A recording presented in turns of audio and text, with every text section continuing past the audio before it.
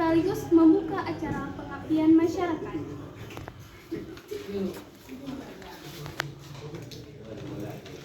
Selanjutnya, tibalah kita memasuki acara inti, penyampaian materi 1 yang akan disampaikan oleh Bapak Khairul Fajri, STMT. Kepada Bapak kami persilakan.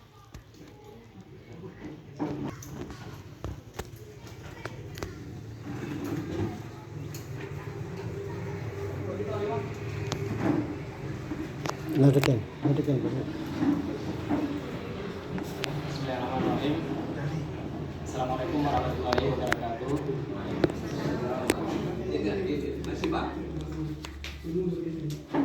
Alhamdulillah, wassalatu wassalamu ala mursalin wa ala alihi wa sahbihi ajma'in. Alhamdulillah.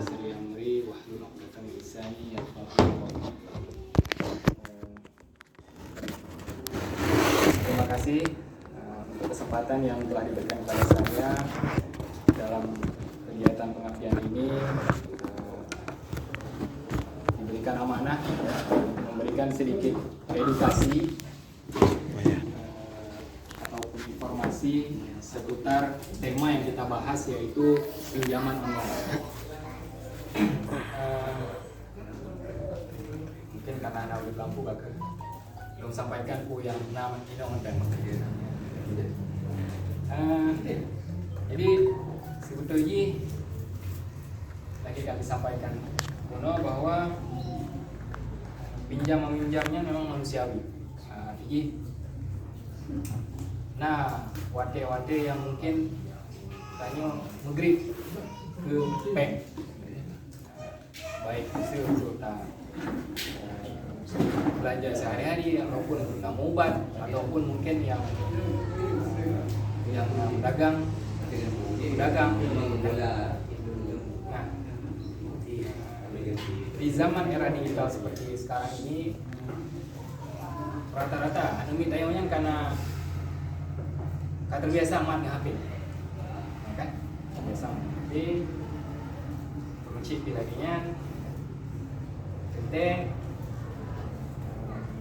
segala informasi yang ataupun yang ditamang dalam HP-nya perlu tak filter, perlu tak selidiki, tak cek long kebenarannya. Karena sering kan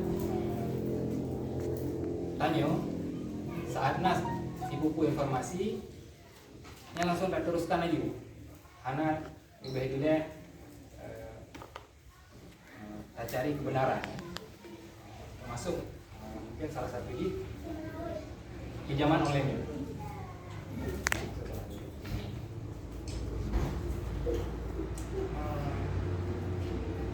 Pada dasarnya pinjaman online ini adalah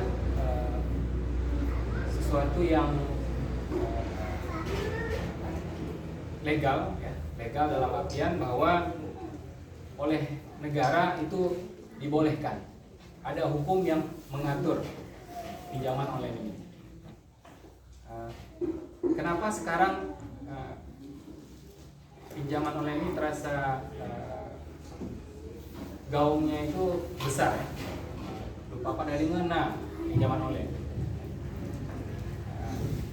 Ini bermula dari kondisi di 2019, ya, 2020 dan 2021, di mana kita mengalami pandemi.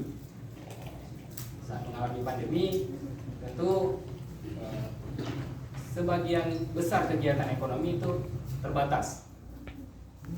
Jadi tanya 20 mekat yang terbatas karena memang dibatasi untuk ruang gerak di 2019, di 2020 dan 2021. Baru di awal tahun 2022 itu karena kelonggaran sehingga tanya untuk dagang dikaji dong. Nah, selama masa pandemi, ya, masyarakat itu sangat butuh akan dana, ya. Dalam artian bahwa kebutuhan hidup, ya, itu nggak bisa di stop, ya. setiap hari kita butuh sandang pangan, ya. Sehingga karena terbatasnya ruang gerak, untuk mencari nafkah juga terbatas. Nah, apa hubungannya dengan pinjol, ya, dengan pinjaman online, ya? Pinjaman online ini adalah bagian dari kemajuan teknologi internet. Kita tahu bahwa secara konvensional, ya, secara yang biasa itu menyediakan pinjam bank yang saja Pak, ya, paling mudah Pak bank. Jadi kita harus langsung bertatap muka dengan pemberi pinjaman. Nah, karena kondisi tadi di 2019 itu pandemi, ya, jadi dipeganglah sebuah teknologi, sebuah kemudahan, yaitu adanya peminjaman online. Itu beda peminjaman online dengan peminjaman yang konvensional, yang payah saja tempat untuk tak pegang pinjaman. Pinjaman yang konvensional yang biasanya perle borok atau jaminan, ya, untuk pinjam banknya paling kurang benar BPKB, atau Honda, ataukah sertifikat Dano atau yang lain, benar jaminan. Nah, beda hanya dengan pinjaman online. Tayo hana perle anggunan, hana perle borok, hana perle jaminan. Jaminan itu yang kita KTP, NIK, ya, rekening bank, yang kena jaminan ini. Akhirnya kita juga nggak perlu langsung menjumpai si pemberi dana, karena sifatnya online, ya. Mereka kita memberikan data kepada mereka, ya. Data diri, ya, nama, tempat tinggal, kemudian jumlah gaji, ya, pekerjaan, nomor rekening, ya, kemudian keluarga, data-data seperti itu, ya. Nah, setelah data-data itu kita berikan, kemudian mereka penyedianya, penyedia pinjaman online melakukan verifikasi. Verifikasi tentunya ya bisa dicek ke Dukcapil, ya, ke Catatan Sipil, benar nggak data yang dikasih ini milik si A. Kemudian mengenai pekerjaan bisa dicek ke Depnaker, benar nggak si A kerjanya di perusahaan A atau di tempat A dengan gaji sekian.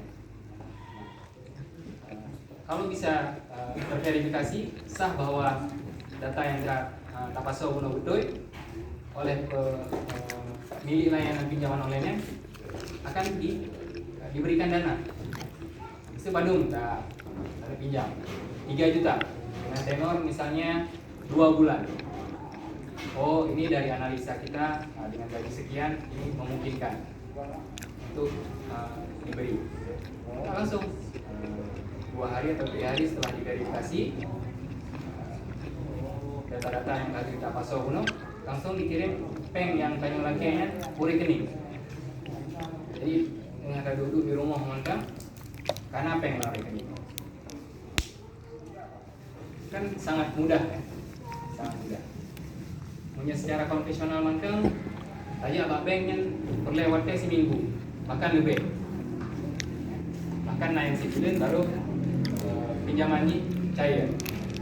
Sekarang punya pinjaman online, ya, data yang tadi ugat verifikasi dan sah yang kurang dari seminggu kah karena peng lama ini. Nah, karena kemudahannya banyak masyarakat itu tergiur, ya, tergiur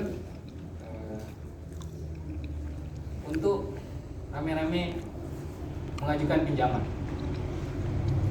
tanpa melihat dulu, ya, tanpa mengenali siapa pemberi pinjamannya, siapa pemberi pinjamannya.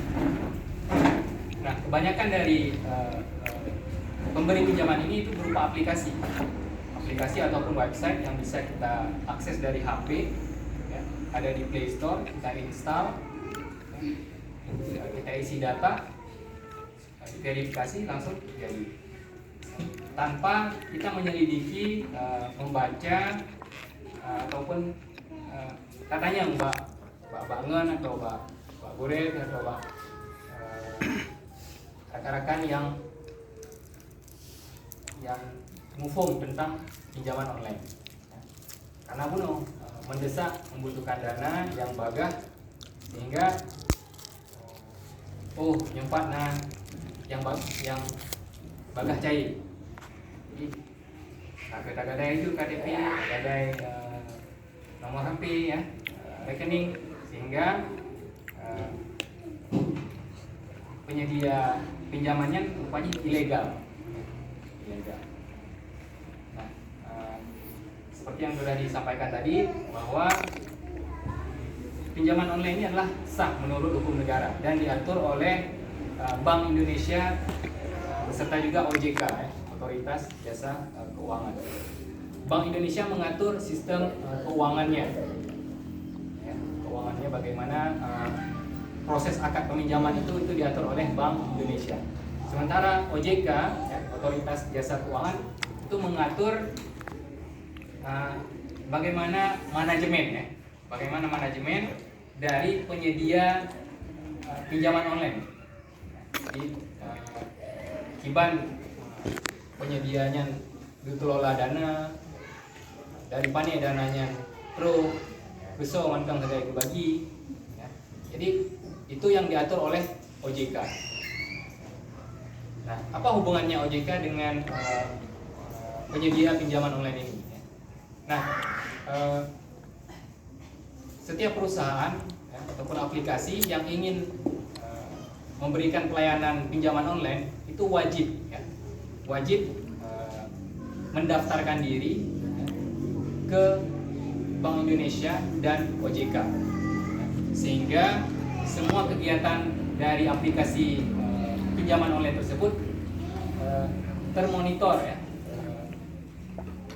sudah diverifikasi, sudah disahkan oleh OJK, baru dia bisa beroperasi, baru dia bisa menyalurkan dana kepada nasabah. Maka di sini peran dari Bank Indonesia dan OJK adalah menetapkan mana-mana aplikasi atau penyedia pinjaman online yang legal, yang sah secara hukum, yang bisa dipertanggungjawabkan, dan yang ilegal. Nah, kebanyakan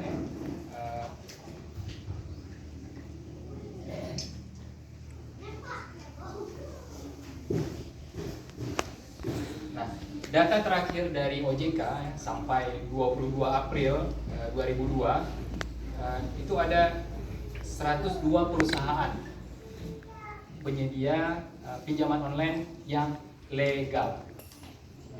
Sementara di aplikasi di Play Store itu ada hampir 300-an aplikasi peminjaman online. Jadi aplikasinya mengarah dalam seminggu bisa kita buat sampai 3 aplikasi dan bisa langsung di-upload ke Play Store. Jadi sebegitu mudahnya kita bisa membuat aplikasi pinjaman online tersebut. Tapi untuk bisa mendapatkan legalitas atau keabsahan dari Bank Indonesia dan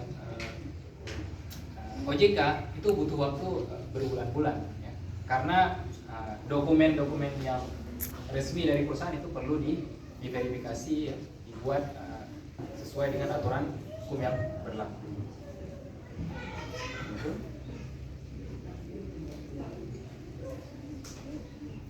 Nah, sebenarnya ada cara yang sederhana cara yang paling singkat untuk bisa kita membedakan mana aplikasi yang legal dan ilegal. Punya Bapak Ibu, aplikasi WhatsApp OJK kami pegat sebuah nomor kontak yang langsung tak verifikasi. Mungkin yang ada HP boleh dicoba, yang ada HP boleh dicoba di nomor WA-nya, bisa disimpan 081, coba dites saja 081 157 silakan disimpan aja kontaknya. 081 157 157. Coba disimpan ya, nomor HP-nya itu coba disimpan. Kemudian dibuka aplikasi WA-nya. Aplikasi WA-nya bisa langsung kita deteksi bahwa aplikasi tersebut legal atau ilegal, sah atau tidak sah, terdaftar di OJK atau tidak.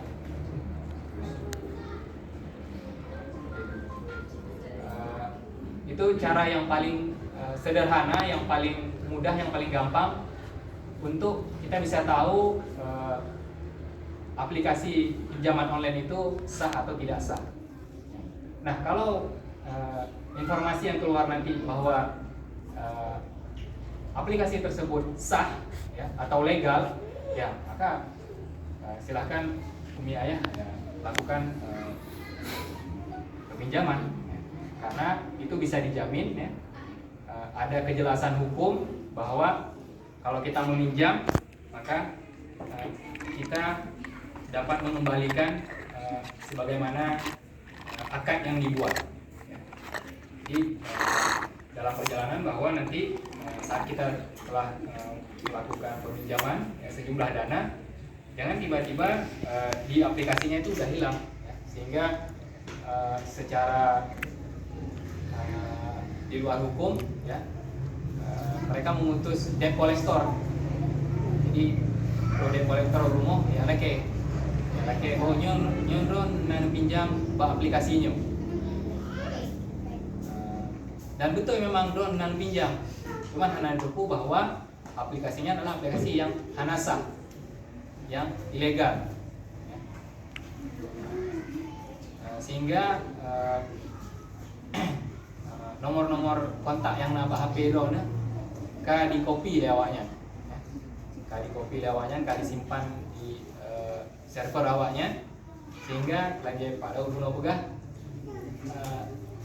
mereka mengirim pesan-pesan yang bernada ancaman ya, bernada pemaksaan bahwa si A hanai bayi utang lomba kamu belum don pegah ya bayu ya. Jadi seperti kaitannya kan pasti malah ya kan. Wate dah mutang hana ada pegah bago, tapi wate itu ge bejut go kan debu bahwa ayo nak mutang. Nah, lagi yang cara lagi. Di wate pun tak install aplikasinya, kontak yang nambah HP tanya nomor-nomor HP yang di HP tanya di copy mandung deh server awalnya, sehingga nombor anu itu nombor C ini karena bawahnya. Jadi nanti wate hana sanggup leda bayi utang yang ke burung-burung yang dihubungi ke lidahnya. Nah, makanya perle dadepu yang aplikasi pinjol yang legal, yang sah dan yang hanasa.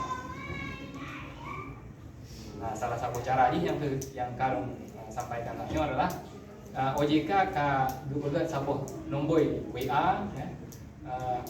Dengan nombor WA-nya kita tanya, selagi tanya bawahnya, hai OJK, aplikasinya ku sah ku hana. Lalu nak pinjam pen. Sehingga ada kedingan tentang punan ini. Kredivo.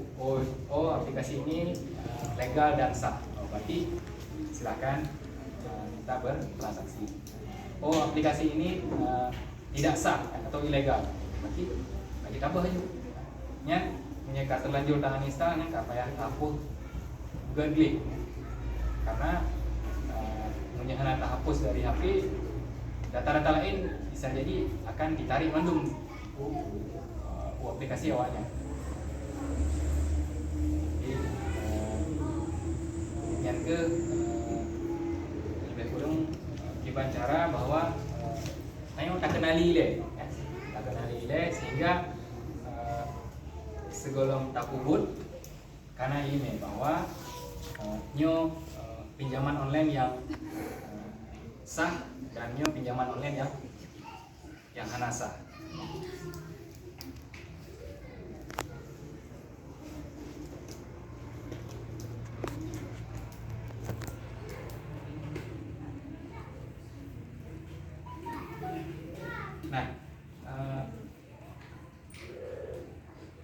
yang mungkin tanya terlibat dalam kasus artinya dengan karena tak depu kata pinjam, ya kan? Kata terkait ditagih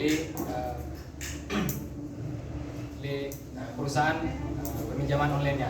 Kiban cara tak hindari, kiban cara tak peglah drone supaya be di teror li, ya kan? Supaya be dikirim li SMS ataupun WA ataupun informasi lain yang bahwa tanya mantang tersangkut paut dengan utang dengan awaknya, ya kan? Kiban cara secara hukum belum undang-undang yang mengatur, ya, yang lebih perlindungan untuk pinjaman online. Tapi tanya selaku konsumen, selaku korban, nyan dilindungi oleh undang-undang konsumen. Artinya yang terjadi pinjaman yang tuh temponya harus tak selesaikan, dalam pengertian bahwa segala transaksi yang dapegatnya secara hukum itu batal, ya. Artinya benar normal, ya kan, secara umum mesti tak pinjam dana 5 juta dalam waktu mesti per bulan, nya biaya administrasi lebih kurang mungkin 50.000. Maka dana yang harus kita bayar 5 juta 50.000. Karena yang sumber dana tak pinjam bunuh adalah aplikasi yang ilegal, ya, secara hukum transaksi tayangnya batal. Artinya itu memang debt collector dia tagih utang melebihi dari yang tanya pinjam. Tapi pinjam bunuh adalah 5 juta, ditagih lewatnya lebih mesti sampai 5 juta 200 atau bahkan mesti sampai 5 juta setengah. Nyan tanya hana wajib untuk tabayun, hana wajib untuk tabayun. Dan hana wajib tabayunnya tanya hana dituntut oleh hukum, ya, hana dituntut oleh hukum. Kenapa? Karena penyediaannya adalah ilegal, hana sah. Jadi gimana cara dapat selesaikan, ya? Bayar sejumlah yang tanya pinjam. Sudah pinjam bunuh 5 juta, maka yang wajib ada tanya bayar adalah 5 juta. Nyat ka sah, menurut hukum nyat ka sah. Nah, sementara punya aplikasi yang legal ataupun sah, nyat mekanisme blokir. Jadi mekanisme blokir saat tanya tak pinjam bahasa bawah aplikasi jatuh tempo mesti 5 bulan, dan dalam waktu 5 bulannya si kurung puluh dari 5 bulannya han sanggup tak bayar, nyan hana ditagih le, ya, hana ditagih le, ya. Tapi nan katanya diblokir dari daftar peminjaman.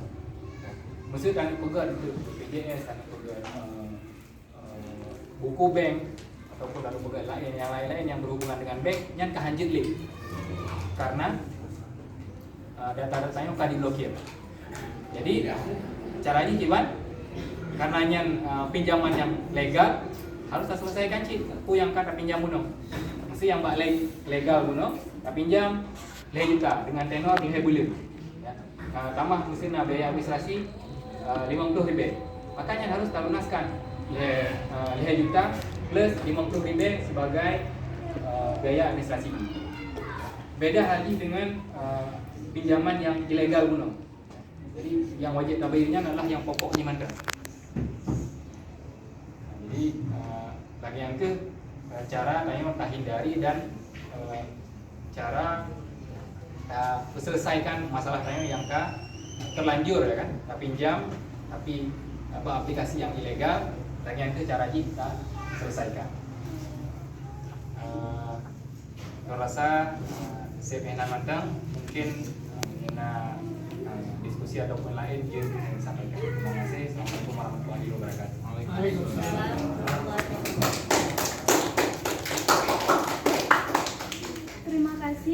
ucapkan kepada Bapak yang telah menyampaikan materi pertamanya.